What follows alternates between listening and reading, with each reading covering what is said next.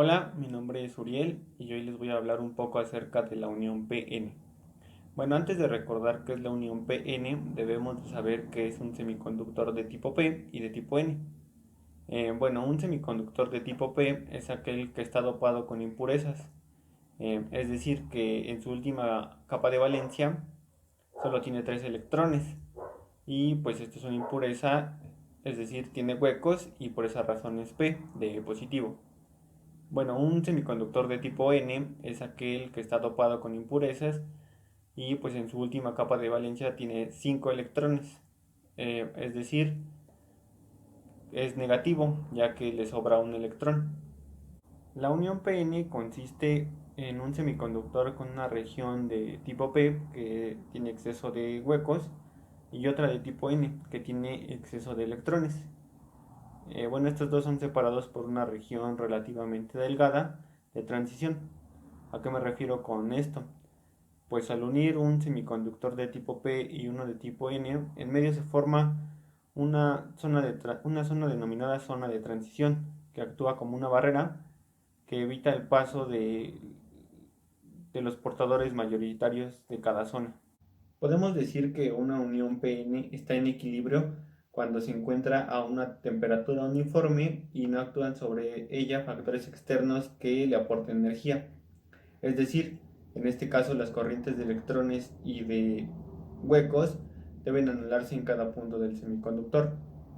Bueno, esto se puede ver mejor en una imagen que se presentará a continuación.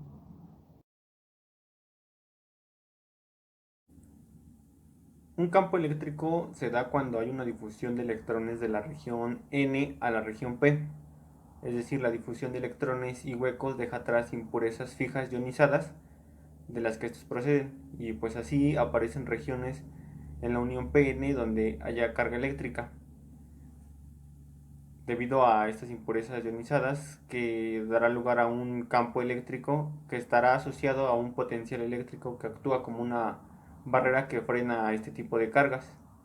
Aquí también existe un equilibrio, el cual se da cuando la corriente de difusión de las cargas se iguala a la corriente de arrastre.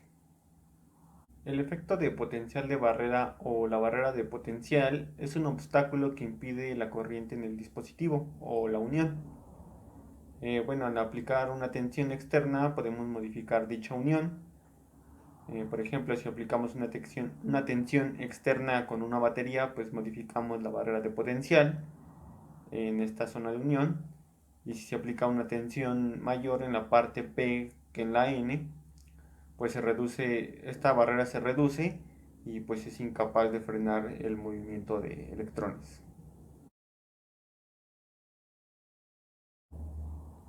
En el caso de la polarización directa, lo que hacemos o lo que aplicamos es conectar el polo positivo de una batería en la zona P y el polo negativo en la zona N. Bueno, lo que sucede en esta polarización directa es que se disminuye el ancho de la barrera de la zona de agotamiento de la unión, y esto provoca que sea más fácil el paso de electrones de la zona N a la zona P para pues, rellenar huecos. Bien, pues estos electrones que son inyectados por la batería tendrán la suficiente energía para atravesar la barrera, y pues esto hace que haya una producción de corriente eléctrica por el semiconductor. En el caso de la polarización inversa, pues conectamos de la misma forma una batería, solo que en este caso el polo negativo se conecta en la zona P y el polo positivo se conecta en la zona N.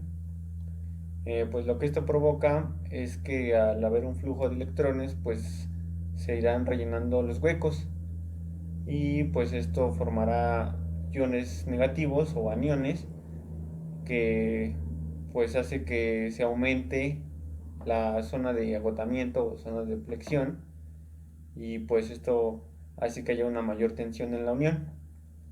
Bueno, en estas condiciones los electrones de la zona N pues lo tienen cada vez más difícil para atravesar la zona P, con lo que la unión PN pues se comporta más como un aislante en la polarización inversa.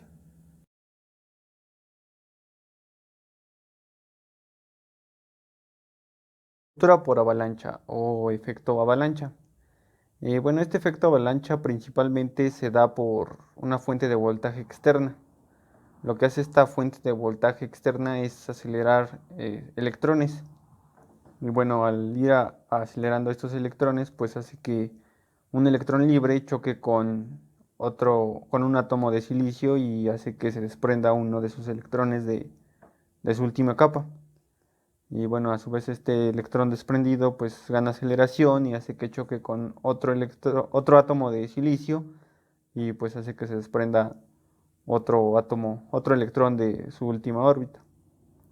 Expresado mejor, pues un electrón libre hace que choque con un átomo de silicio y pues este desprende dos electrones y esto se vuelve un ciclo, formando así la avalancha. Bueno, esto expresado en una gráfica lo podemos ver de la siguiente manera. A mayor voltaje pues es cuando se va a dar la ruptura. Y pues aquí se ve el voltaje de ruptura, pues es cuando va aumentando el voltaje y pues llega a la ruptura. Y pues esta es la región de avalancha. Bien, pues podemos decir que este efecto avalancha se debe o se da gracias a la fuente externa de voltaje que hace que se aceleren electrones y estos electrones choquen unos con otros hasta hacer esta ruptura, por esta ruptura o esta avalancha. Bien, en el efecto Zener o ruptura Zener, lo que sucede es que al conectar una fuente de voltaje en una polarización inversa, pues se genera un campo eléctrico, a diferencia de la fuente que es externa. Bueno, en este caso el efecto Zener pues tiene que generarse un campo eléctrico que cuando este llega a ser muy grande, muy intenso, pues empieza a arrancar electrones y esto hace que se generen portadores y que haga una corriente inversa.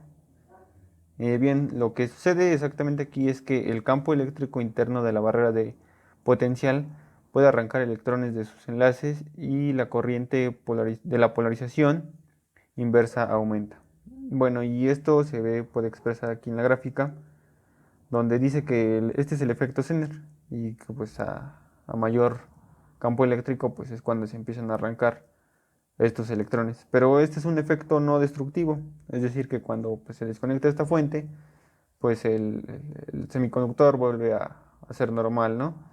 A diferencia de la ruptura por avalancha, que pues aquí sí es un efecto destructivo y hace inservible a dicho semiconductor. Bien, en la unión metal-semiconductor pues existen cuatro posibilidades, ya que pues esto depende mucho de la naturaleza del metal y del tipo de semiconductor, ya sea N o P. Bien, en el primer caso, pues el semiconductor N pues le cede electrones al metal. Y aquí lo podemos visualizar en la imagen. Bueno, en el segundo caso, el semiconductor P pues le roba electrones al metal, ya que pues como es de tipo P, pues lo que quiere es llenar esos huecos. Bueno, en el caso 1 y 2 se crea una zona de transición en el semiconductor. En ambos casos se les llama uniones rectificadoras o contactos rectificadores. Bien, para el caso 3, el semiconductor N le roba electrones al metal. Bueno, aquí se puede apreciar en la imagen. Y ya en el caso 4, pues el semiconductor P cede electrones al metal.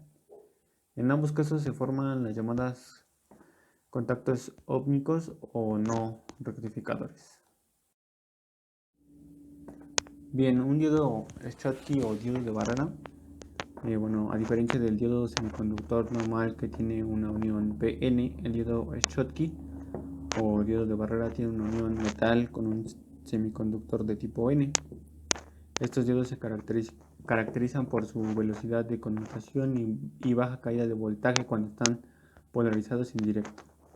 Bueno, el diodo Schottky está más cercano al diodo ideal, el diodo semiconductor común, pero pues tiene algunas características que hacen imposible su utilización en la aplicación de potencia.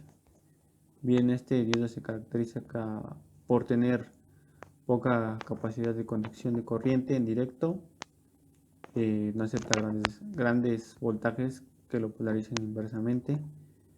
Y bueno, el proceso de rectificación antes mencionado también requiere de la tensión inversa que tiene que soportar el diodo, que sea grande.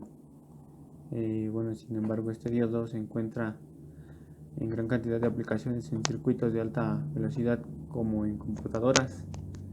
En estas aplicaciones se necesitan grandes velocidades de conmutación y su poca caída de voltaje en directo causa poco gasto de energía.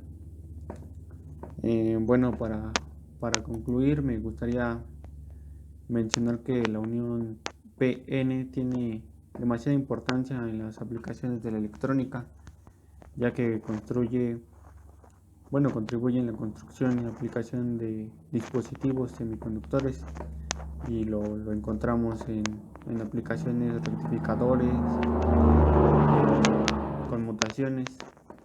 Además es fundamental en la construcción de este tipo de semiconductores, tales como transistores, tiristores y muchos otros que, tienen aplicaciones como por ejemplo en microondas o algún otro tipo de aplicación.